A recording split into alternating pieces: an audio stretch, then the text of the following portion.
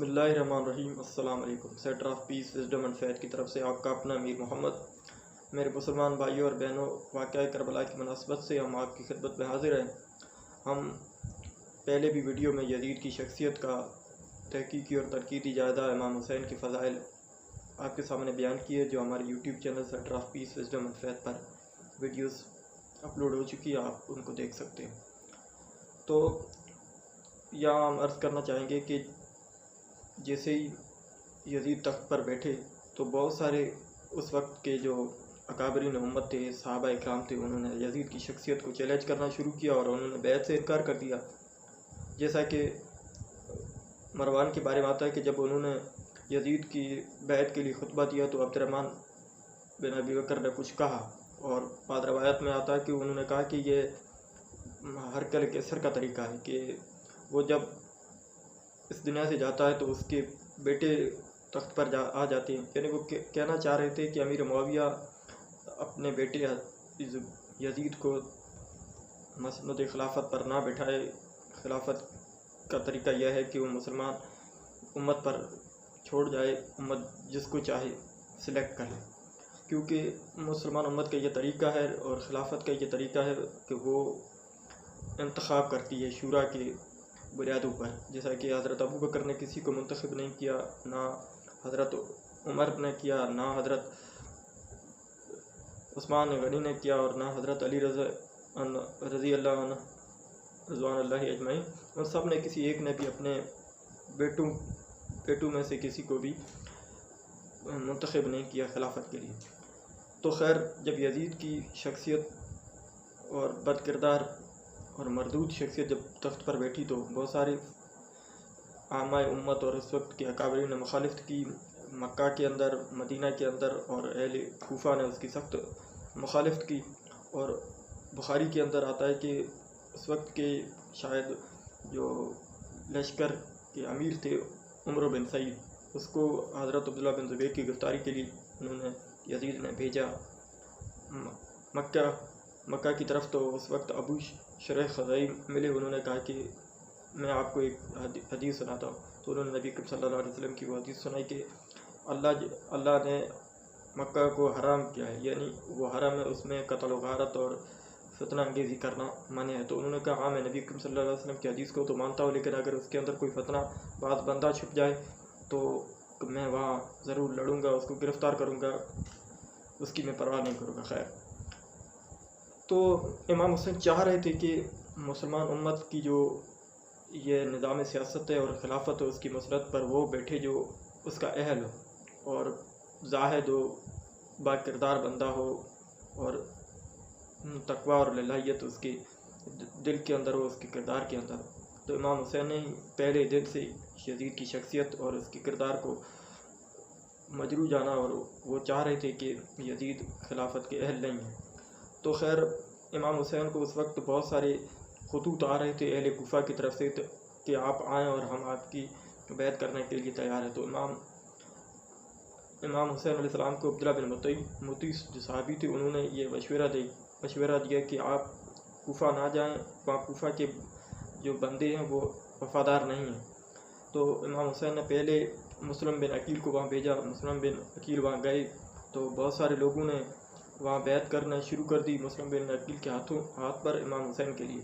तो यजीद को जब पता चला तो उन्होंने नुमान बिन बशीर, जो साहबी रसूल थे, नुमान बिन बशीर रज़ी अल्लाह अन्हु को कूफा के जो उस वक्त के वाली थे उससे हटाकर वहाँ इब्न ज़ियाद जैसे हरामी को मुसल्लत कर दिया। और इब्न ज़ियाद का उस वक्त यजीद के साथ तदाद भी था, लेकिन यजीद ने इमाम हुसैन की ज़िद में और उससे इंतकाम लेने की आग में और उसके चक्कर में अपने होश खो दी और अपने ही दुश्मन को मुसल्लत कर दिया।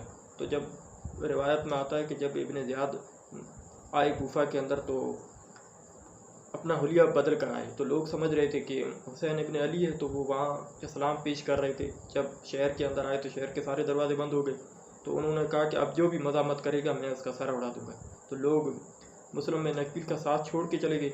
मुस्लिम बिन अकील ने जब देखा कि हालात बदल गए तो वो वहाँ गए।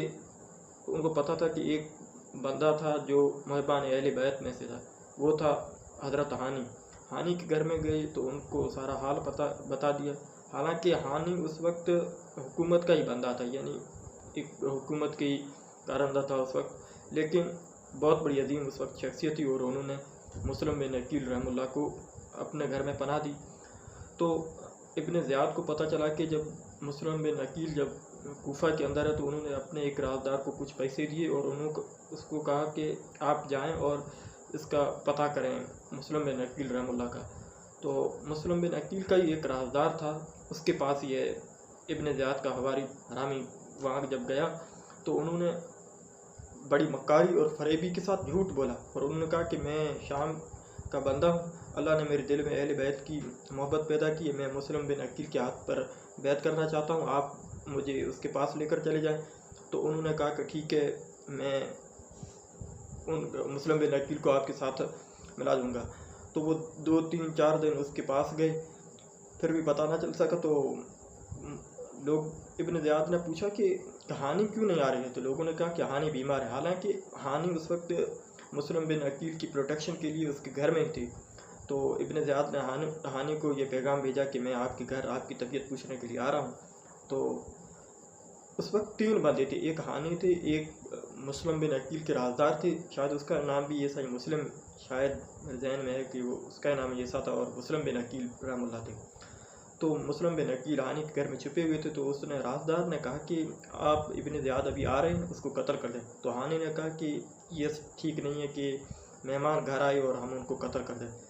تو ابن زیاد جیسے ہی ہانی کے گھر میں آئے بیٹھے، تو رازدار جو تھے مسلم بن عقیل کے، انہوں نے شعر پڑھنے شروع کی تاکہ مسلم بن عقیل تیار ہو کر آئیں اور ابن زیاد جو اس وقت تنہا تھے ہانی کے گھر میں اس کو قتل کر دیں.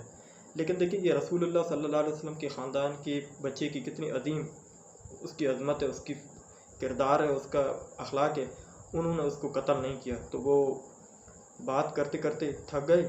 تو مسلم بن عقیل وہیں بیٹھے رہے تھے، اور ہانی اور ابن زیاد کے بیچ جو گفتگو ہوئی وہ ختم ہوئی، اور ابن زیاد ہانی کے گھر سے واپس چلے گی. تو انہوں نے بعد میں مسلم بن عقیل کو کہا کہ یار یہ حرامی اتنا آیا تھا اور آپ اس کو قتل کر دیتے تو اچھا ہوتا. تو انہوں نے کہا کہ میں نے اس لیے قتل نہیں کیا. انہوں نے پھر نبی اکرم صلی اللہ علیہ وسلم کی وہ حدیث پاک پڑھی کہ انہوں نے کہا کہ میں نے حضرت علی رضی اللہ عنہ سے سنا، انہوں نے کہا کہ نبی اکرم صلی اللہ علیہ وسلم نے فرمایا کہ مومن کبھی بد ایمانی اور دھوکے سے کسی کو قتل نہیں کر سکتا، یعنی دھوکے کا راستہ اختیار نہیں کر سکتا. اس لیے میں نے نہیں چاہا کہ میں اس کو ابن زیاد کو قتل کروں. اور دوسری یہ بات ہے کہ جس کے گھر میں رہ رہا ہوں اس کے اندر وہ بھی مہمان ہے اور میں بھی مہمان ہوں، اور میں مہمان ہو کر اس کو اگر قتل کروں تو یہ میرے لیے اچھا نہیں. خیر پھر جب پتہ چل گیا کہ مسلم بن عقیل ہانی کے گھر میں ہے، تو ابن زیاد نے بہت سارے حواریوں کو وہاں بھیجا. انہوں نے اس کا گھیرا تنگ کر دیا مسلم بن عقیل کا. تو مسلم بن عقیل کے ہاتھ کے اندر تلوار تھی، انہوں نے لڑنے کے لیے تیار ہو گیا. تو انہوں نے کہا کہ آپ ہم سے لڑیں نا، ہم آپ کو کچھ نہ کریں گے، آپ اپنے آپ کو ہمارے حوالے کر دیں. تو خیر مسلم بن عقیل رحم اللہ گرفتار ہو گئے. پھر جب ابن زیاد کے پاس لائے گئے تو انہوں نے وعدے خلافی کرتے ہوئے عرب کے اس عظیم قانون کو ہی توڑ دیا، اور انہوں نے مسلم بن عقیل کو رحم اللہ کو شہادت کے رتبے پہ فائز کر دیا، اس کو شہید کر دیا. اللہ کی لعنت ہے ان لوگوں پر، اور تمام فرشتوں کی لعنت ہے اور تمام انسانوں کی لعنت ہے جس نے حسین ابن علی کے اس عظیم شخصیتوں کو اور ساتھیوں کو اس ظالمانہ اور مظلومانہ طریقے سے قتل کیا اور شہید کر دیا. اور مسلم بن اور ہانی تھے اس کو بھی مارا اور پیٹا. تو خیر مسلم بن عقیل کی شہادت تو خیر ہو گئی، لیکن مسلم بن عقیل اپنی شہادت سے پہلے امام حسین کو خط لکھ کر بھیجا کہ جو اہل مکہ ہے وہ اہل کوفہ ہیں وہ آپ کی بیعت کے لیے تیار ہیں، آپ آئیں. لیکن بعد میں جب انہوں نے حالات کو بدلتے دیکھا تو وہ بدقسمتی سے امام حسین علیہ السلام کو وہ انفارم نہ کر سکے اس معاملے میں. خیر امام حسین علیہ السلام مسلم بن عقیل کی اس پہلی خبر کے مطابق ہی اپنے ساتھیوں کے ساتھ ہی مکہ سے اہل کوفہ تشریف لائے. وہ اس لیے کہ وہ چاہ رہے تھے کہ میں کوفہ کے اندر ہی دعوت الحق جو ہے اس کو لانچ کروں گا. تو امام حسین علیہ السلام مکہ سے کوفہ کی طرف تشریف لا رہے تھے.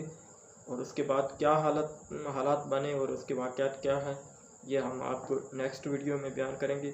ہماری channel centre of peace wisdom and faith کو سبسکرائب کریں اور ہمیں اپنے دعاؤں میں یاد رکھیں۔ وما علینا الا البلاغ۔ السلام علیکم۔